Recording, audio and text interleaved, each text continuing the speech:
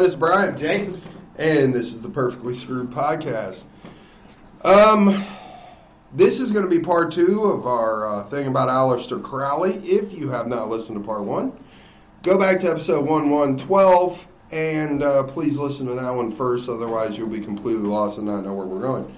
So anyways, when we ended the last episode, he had just gotten kind of out of college and was interested in the occult.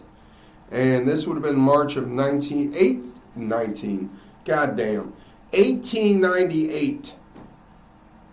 So in 1898, he got a book by A.E. White's, The Book of Black Magic and Pacts, and another book called The Cloud Upon Sanctuary, which furthered his occult interests. He also wrote Poem of Academia, a place to bury strangers in. Hold on. This motherfucker writes a book of poetry called A Place to Bury Strangers. Okay. Nice. Didn't do well, though. He only sold 100 copies. That same year, he also published some other poems, including a poem called White Stains and the Decadent Collection of Erotic Poetry. But it had to be printed abroad in America because it was prohibited by the British authorities for its extreme sexual content. Right. The Americans will buy it. Yeah, the Americans, right. No problem. Yeah. We'll sell it to them Yankee bastards. Yeah. They'll love it. They're into all kinds of shit over there. Yeah, horse fucking, no problem. Send it to America. Right. So in July, we don't want you reading about filthy shit over here in England. Yeah, we can't have that here in England. You ain't jacking off in public. Yeah, no, we ain't fucking prostitutes and getting gonorrhea. Right. Like, we're into hardcore shit over here. Yeah, jerking off in Cambridge Square. We don't want you reading about the bullshit. Yeah, jerking off in Cambridge Square, that's fine. Right. Fucking dudes from the drama club in the ass, that's cool. 100%. But we can't talk about it. We're not going to read it. No. That's where we draw the line. That's where we draw the line. Give that to the filthy Americans. Damn right. So... We've repped the king over here. You're damn right. So in July of 1898, he left Cambridge. And he didn't have any degree. And... Right. He's too busy jerking off in public and fucking horse and getting gonorrhea. And regretting the relationship he just left was a cross-dressing bag.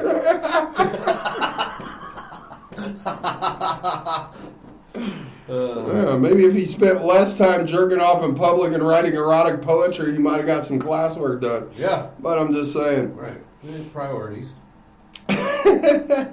So he went to Zermatt, Switzerland, and he met a chemist there, Julian L. Baker. And this is when he started in alchemy. Then he was introduced to Baker's brother-in-law, George Cecil Jones. And he was a member of the occult society known as the Hermetic Order of the Golden Dawn. Crowley was initiated into the Golden Dawn on November of 1898. The Golden Dawn was a group of alchemists and magicians in the late 1800s, early 1900s. Just for back reference on this. They were like kind of like a Lions Club, but more mystical and into doing potions and magical shit from Egypt and shit like that. So he moved into his own flat in Chancery Lane, and at this time, you got to remember, he didn't have to get a college degree, because you remember he already had a third of his father's inheritance. He was the only child, so when his mom dies, he's going to get the rest of it. And his dad, by all accounts, was very, very wealthy. Yeah. So Crowley had no need for any kind of money. I mean, he could basically do whatever he wanted because he was funded by very old money that he had quite a lot of. Yeah. So he got a flat, and then he invited a senior Golden Dawn member, Alan Bennett, to live with him as his personal magic tutor. I'm sure that's all they were. Yeah, Don Crowley. For sure. Yeah, no. I'm sure he was tutoring him in a lot of magical things. Can you fucking whip up anything to get rid of this gonorrhea? Let me show you how to make the magic wand disappear, Crowley. Pull this rabbit out of my ass.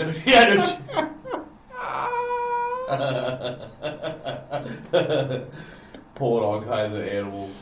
Oh, so Bennett taught Crowley about ceremonial magic in the ritual use of drugs. They performed many rituals together, including the ritual of Goethe. And then Bennett stayed with Crowley until he left for his South American studies in Buddhism. In November of 1899, Crowley purchased a house, the Bollockshine House in Foyers on the north shore of Loch Ness in Scotland. He would wear traditional Highland dresses even during his visits to London. He wrote at this time some poems of Jezebel and other tragic poems, tales of Icarus, songs of the spirit, appeal to the American public, and Jephthah. But there was mixed reviews from the critics. But Jephthah was considered a critical success. He soon progressed in the Golden Dawn, and he entered the group's second order. He was unpopular in the group, though, because of his bisexuality, and that gained him a bad reputation. He developed some feuds with members, including W.B. Yeats, and they refused to initiate him into the second order of the Golden Dawn because he was bisexual. But then he visited Mathers in Paris and was put into a minor grade second order. Okay.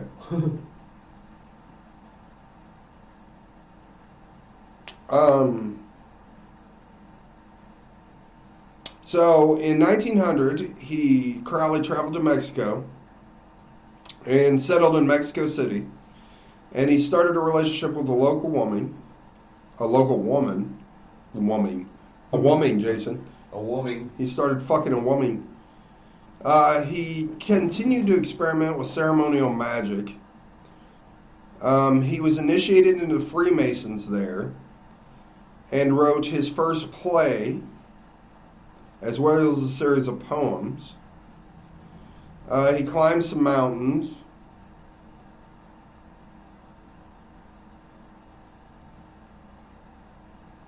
Yeah, see, it's like, it's a lot easier for somebody to follow their path in life when they don't have to fucking worry about money. Yeah, isn't it? Yeah, it is. I mean, yeah. So that's it must be nice to have so much free time. Seriously, like, I mean, I get the premise, I do. And my God, who wouldn't love to do whatever the fuck they want, travel the world and fuck whores in every country in the world, buy property on Loch Ness. Yeah. And in Mexico. Where just do whatever the fuck you want. Whatever you want.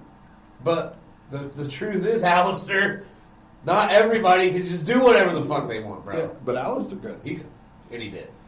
So in April 1903, he returned to Boleskine and was married to Rosita Kelly.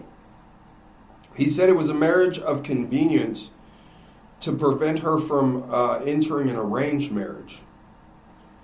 So they honeymooned to Paris and then into Cairo. He wrote a series of love poems to her, Rose Madonna and other love songs. And then he also wrote his first religious satire, Why Jesus Wept. Nice. So, in February 1904, Crowley and Rose arrived in Cairo. They claimed to be a prince and princess. They rented an apartment, and he set up a temple room and began to practice invoking ancient Egyptian deities and started studying Islamic mysticism and Arabic.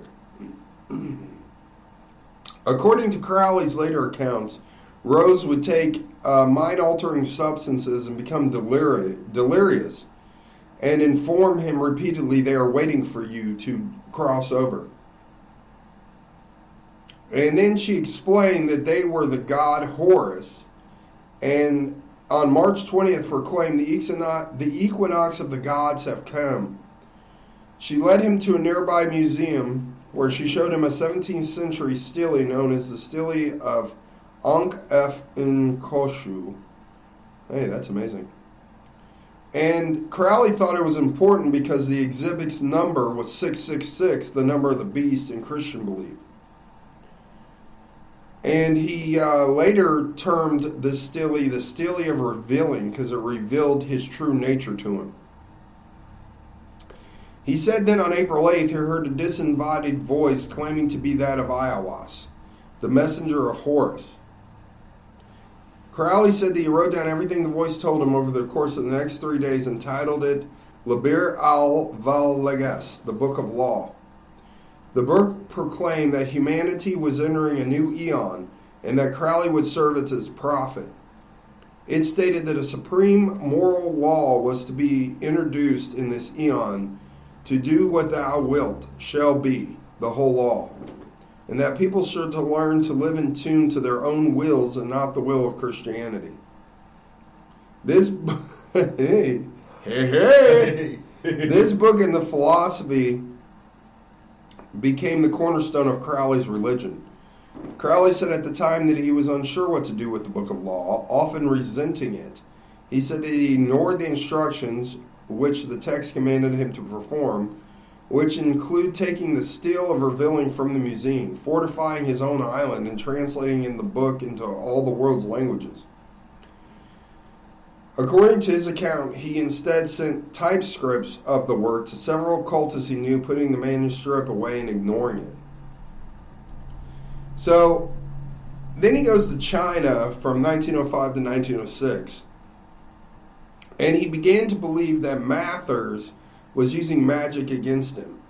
And this is when the relationship between those two broke down. In 1905, Rose gave birth to Crowley's first child, a daughter he named Lilith, after the original woman of the Book of Revelation or Book of Genesis, who was supposed to be the first one actually in the garden before Eve. Yeah. Yeah. Mm-hmm. Adam's original wife. Mm-hmm.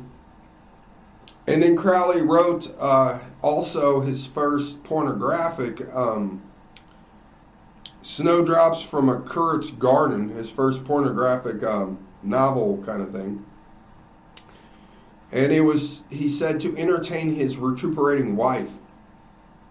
Nice. Nice. Attaboy. Yeah, you know, I thought I'd write a porn novel just to make my wife feel better. She's feeling a little down. Yeah. Need to pick her up here. He also founded his first publishing company, and he published his own poetry. Among its first publications were Crowley's collected works. His poetry often received strong reviews, either positive or negative, but they never sold well. In an attempt to gain more publicity, he issued a reward of £100 for the best essay of his work. And a British officer actually won that. And he heralded Crowley as some of the greatest poetry ever written.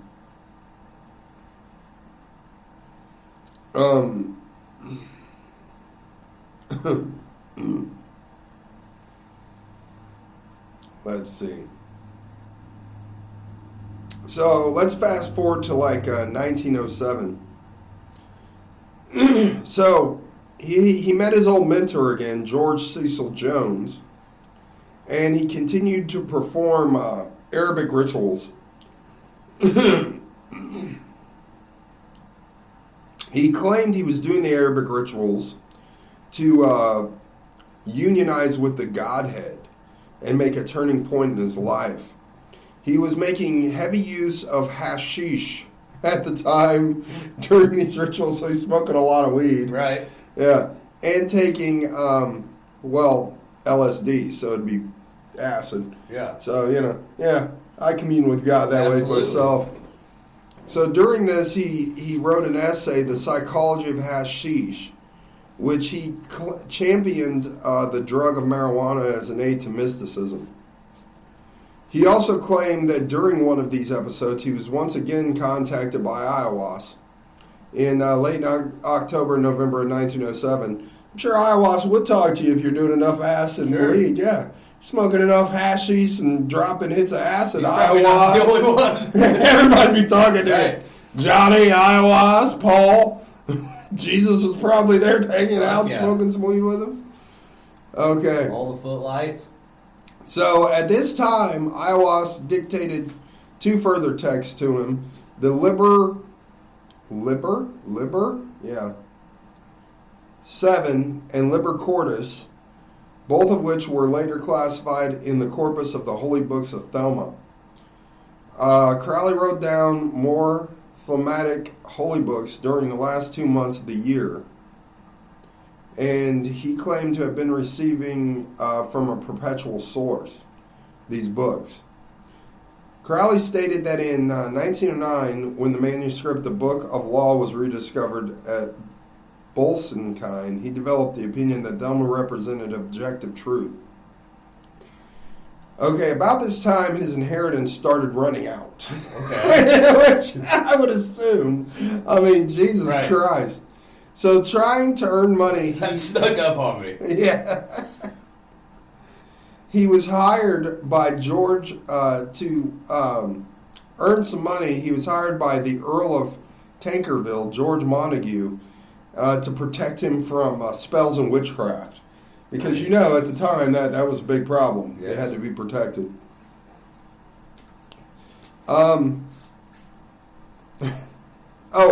George Montague Bennett, I'm sorry, was his full name.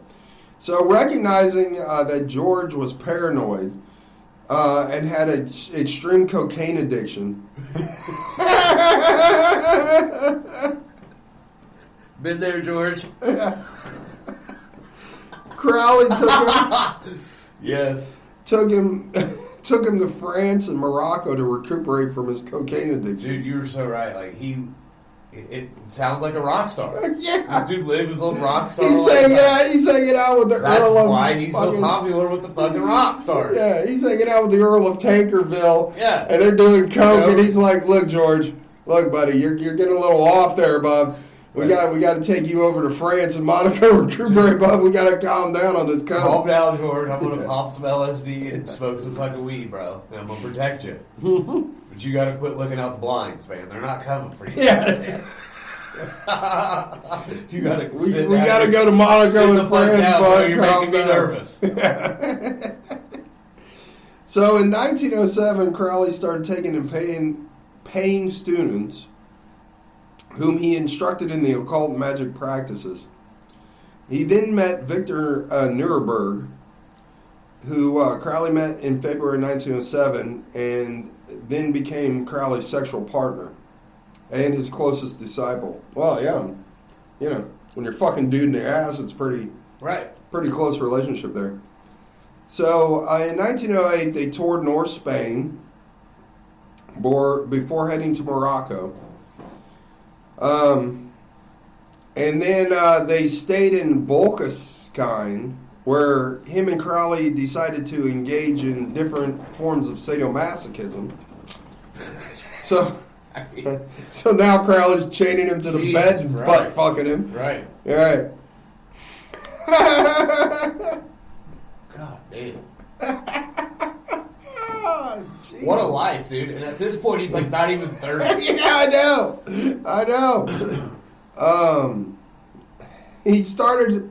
Crowley started publishing and writing articles for Vanity Fair at this time too, and He also wrote Liber 777, a book of magical correspondence that was borrowed from Mathers and Bennett.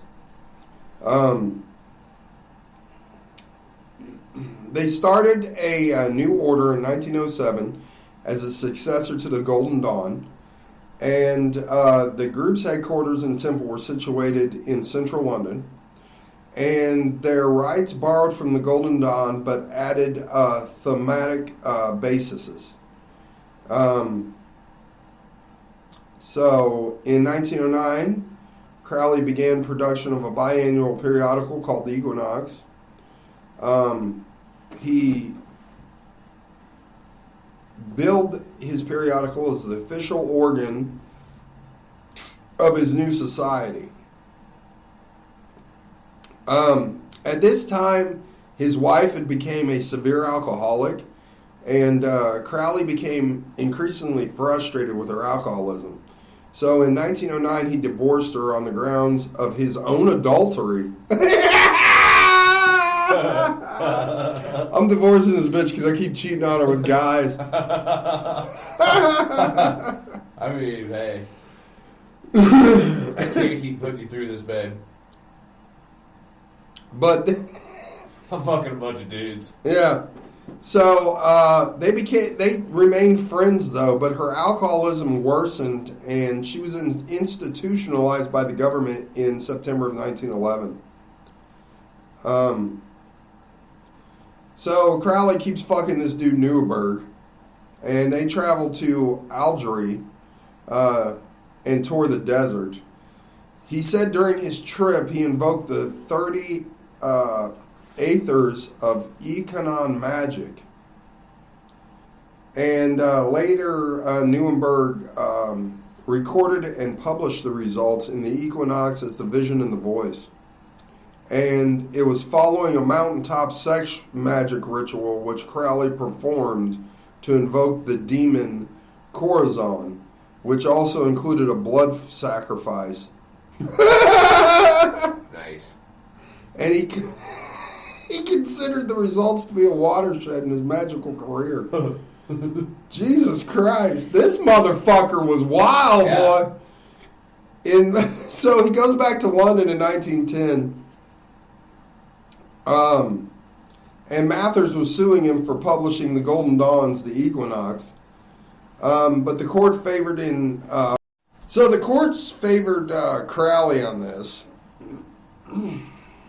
And he became very famous for this because it was publicized in the press that he won and all this. Yeah. And he enjoyed this and played up the stereotype of being a Satanist and an advocate for human sacrifice, even though he was neither. Right. But he became known Yeah. as a Satanist, and you know. This also attracted members to his new cult, and he decided to expand his teachings to a wider audience and develop the rites of Artemis, a public performance of magic and symbolism, personifying different various deities. They were given attendees to this performance were given fruit punch containing peyote to enhance their experience. Yeah, baby. Yeah, that enhanced it. Oh, yeah. Yeah. And then we wonder why all the rock stars love this guy. Right. Dude, he's doing coke with princes, with earls. He's fucking taking, dropping acid, smoking hashish, fucking anybody he wants. Peyote. And then he's having public performances like a rock concert where he's talking about magic and mysticism and deities. And hey, while we're at it, everybody take some peyote, baby. Right. Let's take some peyote, get fucked up. Get fucked up, stay fucked up. Let's get fucked up. Yeah. Let's get fucked up and fuck whoever you want, guy. Here we go. Party. Having a party over at Crowley's. Rock star. Party over at Crowley's. Yeah. Oh, absolutely. Yeah. It's a cult. Goddamn right it is. So, after this,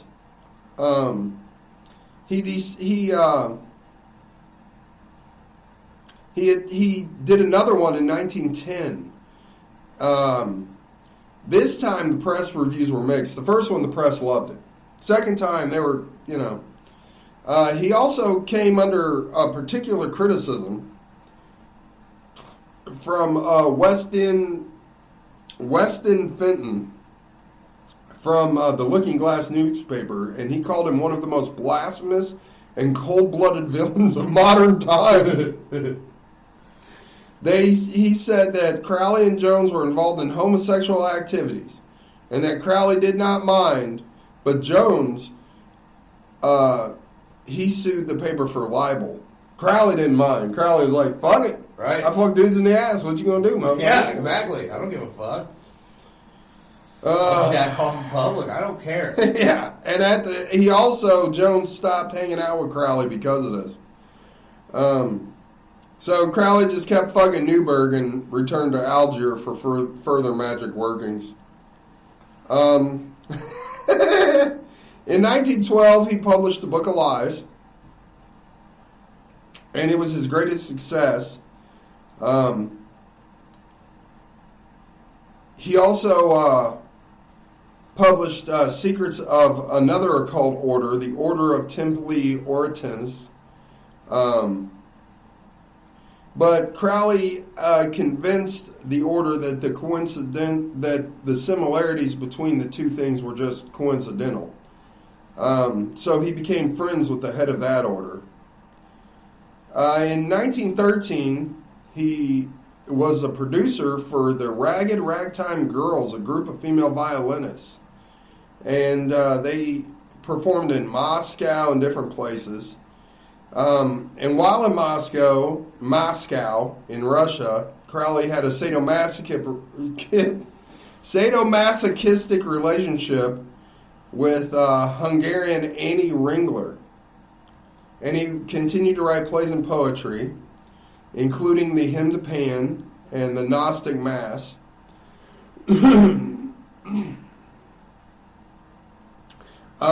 Later, it was found out that he had actually traveled to Moscow and did all of this on the orders of the British intelligence agency to spy on revolutionary elements inside the Russian city. Nice. So, see, a lot of this, people wonder if Crowley was doing all of this because he actually believed all of this shit, or if this was his cover. Part of it, right. Right. Because a lot of people believe Probably a lot both. of the... Yeah, probably both. Probably both. So, in 1914, Crowley and Newberg, his, little boy toy there, settled in an apartment in Paris. And they performed a 6-week Paris working, a period of intense rituals involving very strong hallucinogenic drugs. And they said they invoked the gods of Mercury and Jupiter. They performed different sex acts together with themselves and other people. And Crowley wrote the Liber Agape, a tryst on sex magic, following the Paris workings. After this, Newberg began to distance himself from Crowley, and it resulted in an extreme argument, which Crowley finally cursed him and told him to get the fuck away from it. So, right. Yeah, I guess it was too much for him. Just too much. That's it. Yeah, look, Crowley, look, man. Look, I've been partying with you for years, Right. but That's this thing we did in Paris. Right. Yeah, once you got the goat in here, there's a problem, Bob. Right. Right. The goat is where I draw the goddamn line, Crowley. I'm weird and I'm ready to party. But Jesus You're Christ. going too far. You're taking it to extremes, bro. Right. So, by this time, Crowley was completely out of money and was living hand to mouth, relying on donations from his cult and payments from dues from his cult. He transferred ownership of the Bolkenstein house to MMM for financial reasons. In July, he went mountaineering in the Swiss Alps. During this time, the First World War broke out. He set sail for the United States, arriving in New York because of the First World War. He moved into a hotel and began earning money writing for the American edition of Vanity Fair. He took freelance work as a famed astrologer, and he continued to experiment with sex magics through the use of masturbation and different female and male prostitutes, as well as male clients from a Turkish bathhouse. Jesus. Yes. And then he documented all of these encounters in his diary. Jesus. So at this time, he said he was an Irish ancestor, and he supported the Irish independence from Great Britain, even though he was born in England. He's from Ireland now. Crowley absolutely is. He also began to support Germany in their war against Britain. He became involved in New York's pro-German movement. And in 1915, German spy employed him as a writer for his propagandist paper, which he dedicated to keeping the U.S. neutral in the conflict.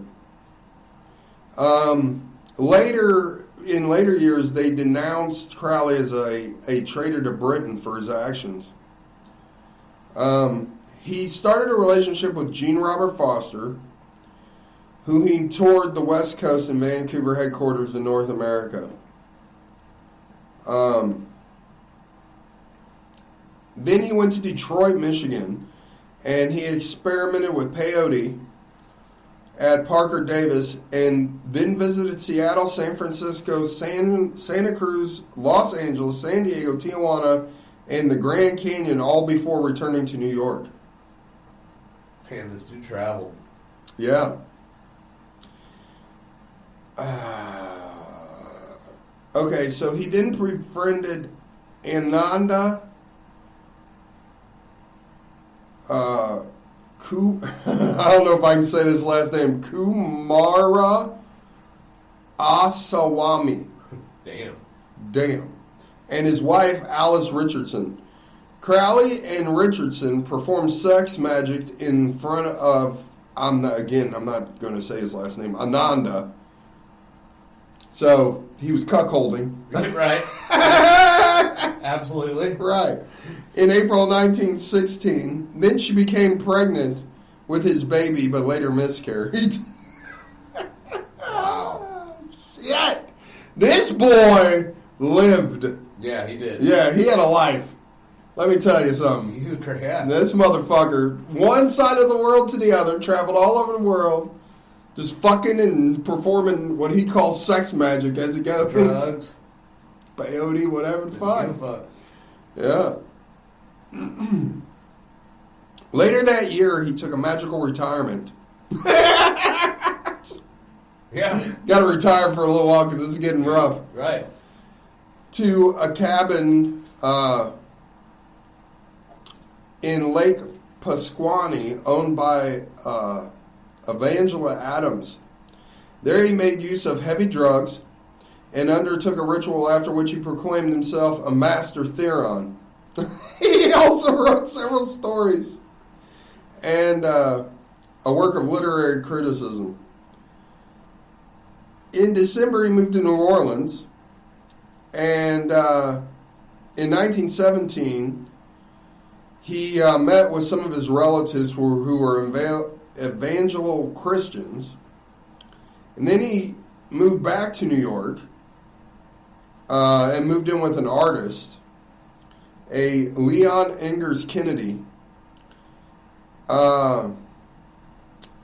Crowley continued the association with Varick. He appointed him contributing editor of an arts journal known The International, where Crowley used this to promote his religion. But it soon ceased publication. Then he moved to a studio apartment in Rhodey Minor, who he became his partner in Scarlet... Oh, with Rhodey Minor, who became his partner in Scarlet Woman. He believed that during this time he was contacted by a preternatural entity called Lamb, But him and the relationship with this person soon ended. So then in 1918, Crowley went on a magical retreat in the wilderness of the Esopus Islands in the Hudson River. And he began the translation of the Tao Te Ching. He painted slogans on the riverside cliffs. And he claimed later that he experienced past life memories of being Pope Alexander VI, Alessandro Calistrio, Ji Quan from China, and Alphys Levy. I mean, at this point, he is just eight. Then he goes back to New York, and he moved to Greenwich Village, where he took another woman, Leah Hisser, as his lover. He took up painting as a hobby, and exhibited his works at Greenwich Village Liberal Club. He also got assistance from the Freemasons at the time. And then he went on a climbing holiday in Montauk before returning to London. So I'm going to stop it here because we got a lot more to talk about this crazy man. We haven't even got to his later life yet, brother. Goddamn. So I'm going to stop it here because this episode has ran a bit long, but we will pick it up next time more on Mr. Crowley because this guy just lived a life. He's fucking crazy. He lived a life. Yeah, he did. He lived a life, bud. And we wonder why rock stars emulated him. Jesus, he was a rock star before there were rock stars. Right. I mean, God. For real. Drugs, sex. I'm just traveling all over the country, all over the world.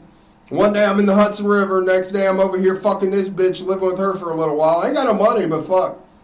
I just move in with a bitch for a little while, do some drugs, fuck her. When she gets tired of me, I move out, go fuck another bitch, do some drugs. Sex, and rock and roll. Yeah, baby. Yeah. Occasionally writing and painting, doing whatever the fuck I like to do. I mean, this is why running around the desert, right? This is why you should not teach your children to be hardcore Christians, because they could rebel. Hell! This motherfucker went crazy. Well, all right, we'll pick it up next time, and we'll see you later. Later.